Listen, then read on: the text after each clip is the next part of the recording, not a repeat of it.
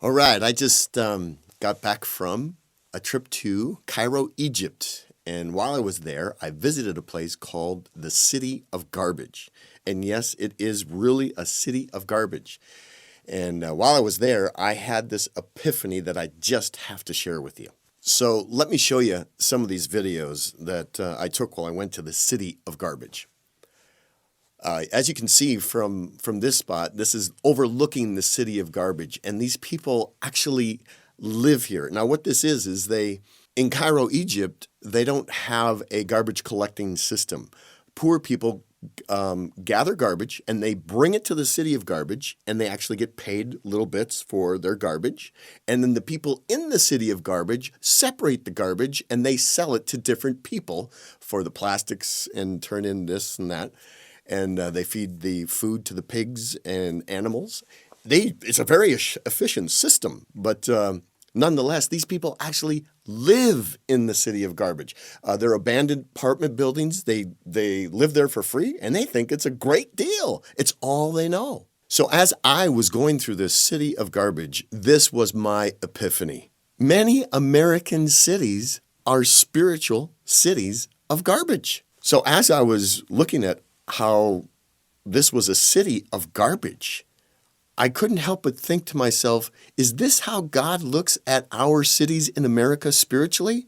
They are spiritual cities of garbage. And some of that garbage is, we have garbage of pornography. It's one of the biggest industries in America today. We have poor people that are just being shoved aside and not being concerned about it all. We have people are gossiping, something as simple as that, and we just do it without even thinking twice about it. And Lord only knows, if we look at our media, it's filled with, we're being entertained by garbage. So if you think about it, as Christians, we can actually become comfortable living in garbage. Yeah, as I walked through that city, I just became amazed at how comfortable these people were living amongst the garbage. That's where they lived, and they were fine with that because that's all they knew. And as we think about our spiritual condition of America, it's almost like that's all we know. We were born among it, and we're coming to accept it. And things that we think are normal are an abomination sometimes to God. I know that's an old word, but I got to use it because and the example of that is in the Old Testament is Lot. He was living in Sodom and Gomorrah, and he was feeling very comfortable. And I'm afraid that's what we're doing in America today. Isaiah the prophet talks about this in the Old Testament. Chapter 5, verse 20, it says, "What sorrow for those who say evil is good and good is evil, and dark is light and light is dark. That bitter is sweet and sweet is bitter." And now it was in his time that they had things messed up so much they couldn't discern good from evil and evil from good. They were accepting bad as good, and wow, what a commentary on America today. So as I was in this city of garbage, I just couldn't believe how comfortable these people were living in garbage.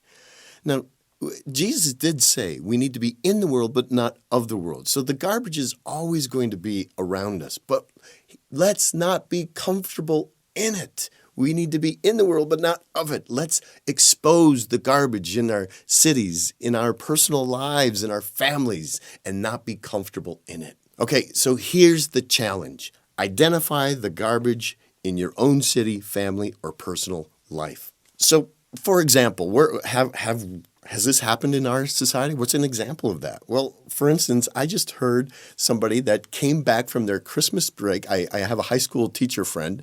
And so what did you guys do over break? And one student shared how he downloaded porn off the net so that he could watch it. And it was almost as if the student said, "Oh, that's what you did. Well, here's what I did." And it's become an accepted norm amongst us. And this is something that I know that God looks at as garbage, and so should we. Well, Paul mentions this in 2 Timothy chapter 3. He says, For people will love only themselves and their money, and they will be boastful and proud, scoffing at God, disobedient to their parents, and ungrateful. They will consider nothing sacred. They will be unloving and unforgiving. They will slander others and have no self-control. They will be cruel and hate what is good. They will betray their friends, be reckless, be puffed up with pride, and love pleasure rather than God. Okay, so here's the thing.